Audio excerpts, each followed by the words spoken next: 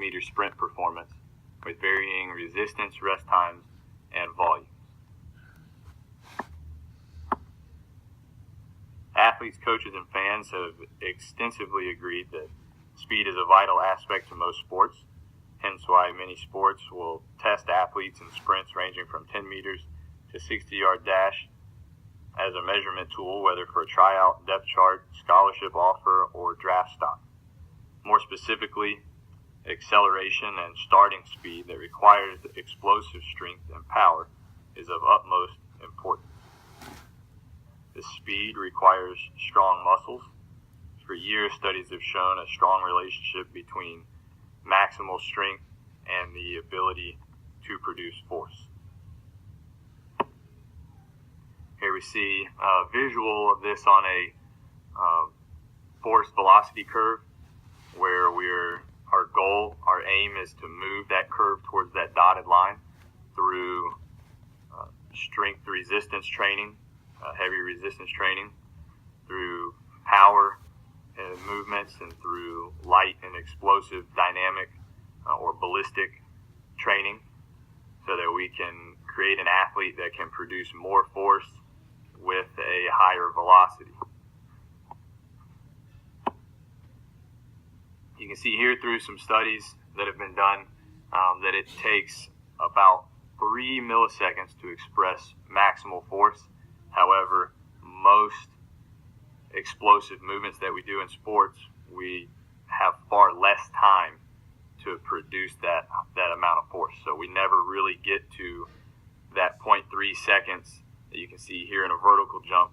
You do, because you're on the ground for a lot longer, so you have that much time to produce force. But many movements that we have to do in athletics, we only have, you can see 0.08 to maybe 0.2 seconds to produce as much force as we can. So we'll be specifically looking at this sprint ground contact time here, where we have 0.08 to 0.1 seconds to produce a maximum amount of force. So you can see here that here's our 0.3 or 0.4 where we're at maximal force production. But if we were to back it up to that sprint ground contact time, now we're in here at about 0.1. So we'll just assume, we'll say this is the same athlete that through various points of their training, were able to produce these different lines. So if this athlete, before they trained explosive or ballistic strength training, and they were only heavy resistance trained, so maybe they created some hypertrophy, they have a stronger muscle, so you can see this line shifted. However, they may only be at about 50% of their maximum force here at 0.1. However, after the athlete has been trained to be explosive and ballistic and have a faster twitch muscle fiber, now we're looking at maybe this is about 0.75 or 75% of their maximum force production. So you can see here clearly they're producing more force over that same amount of time. So this athlete in this time of their training career is producing more force. You can see a good visual here that Dr. Bellin provided. If we were to create this Vanilla Thunder fictional character to try and beat Usain Bolt in a sprint, what he would have to do.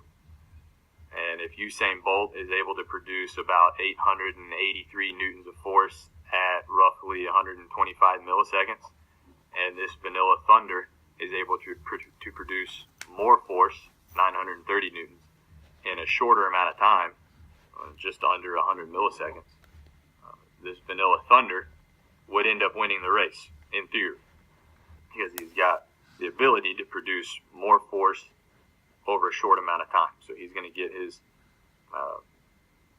going to be able to propel himself forward at a higher rate.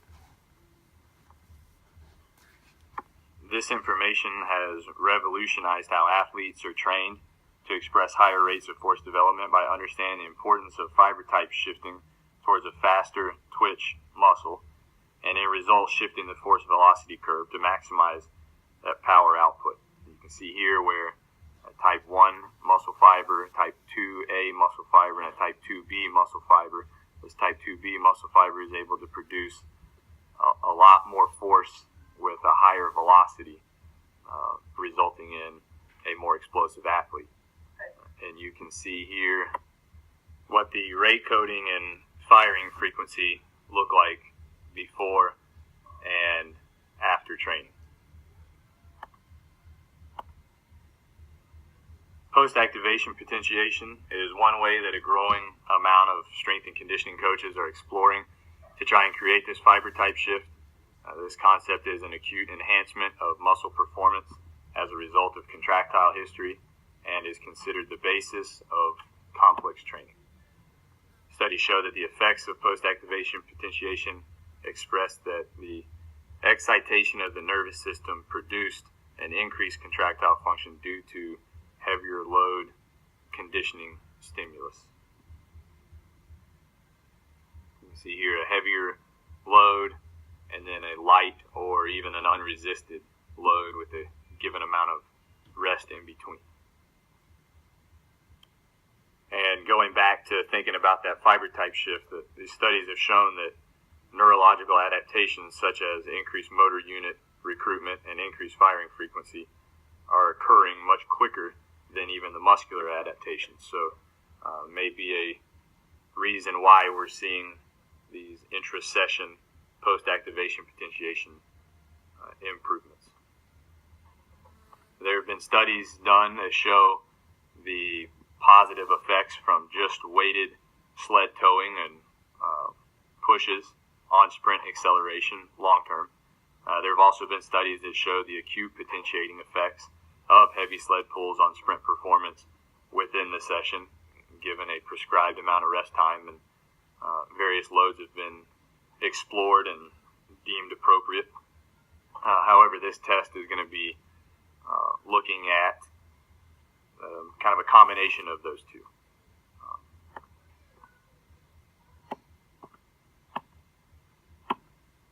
The purpose of this investigation will be to explore the intra-session effects of various loads, volumes, and rest times, as well as the long-term, in this case 4 weeks, potentiating effects on sprint acceleration speed. 4 weeks was chosen to account for the meso block and to make sure that there aren't any potentiating effects from a previous block or from changing from one block to another and their type of strength training changing. We wanted to keep all training within the same 4-week block. The study will be with 24 randomly selected male high school football players ranging from 15 to 17 years of age. The subjects are going to be split into 4 groups of 6, and the athletes, all athletes, will perform a 10-meter sprint pre-test. The given protocol will be performed 1 day each week for 4 weeks, and that protocol will be the same day each week. The study will then conclude with a 10-meter post-test. The equipment being used in the study will be the Speed Trap timing system by Brower and a Prowler 2 made by Williams Strength. The Prowler weighs 70 pounds. Toe placement for all of the 10-meter sprints will be the same, whether each for the pre-test, the post-test, and all of the sprints within the training session. There will be a piece of tape for each athlete with their initials on it for where their toe line, toes will be placed. These marks will be chosen by the athlete, but they will not change throughout the 4 weeks. Hand placement will be the same for everybody. The thumb and index finger will be placed up against the starting line so that we can make sure that they're starting in the same position each and every sprint. Group 1 will be performing only 10-meter sprints with no sled pushes, so no resistance for this group. They will take 4 minutes rest between each sprint and they will do a total of 8 sprints. Group 2 will perform a 10-meter sled push with 50% of the athlete's body mass. Then they will have a 1-minute rest, and they will perform a 10-meter sprint. After that sprint, they'll have a 4-minute rest before performing another set.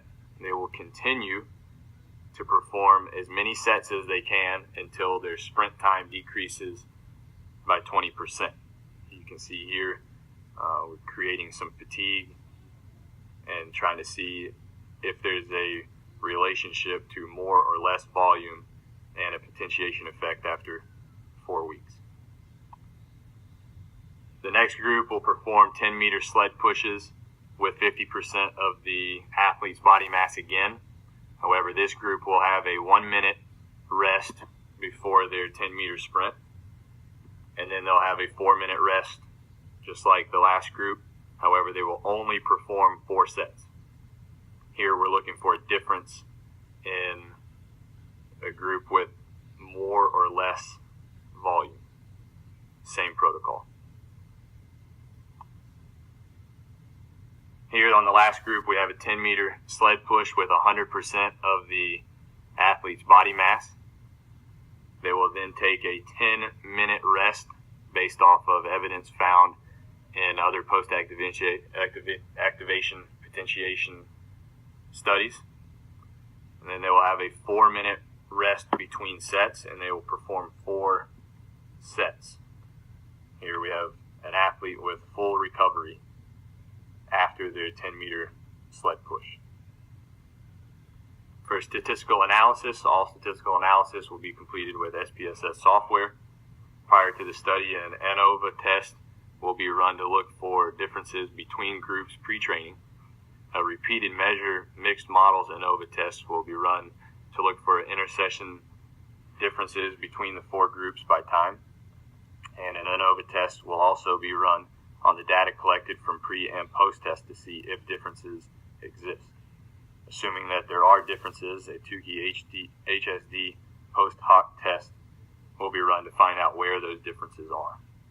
We will use the mean as the measure of central tendency for each group.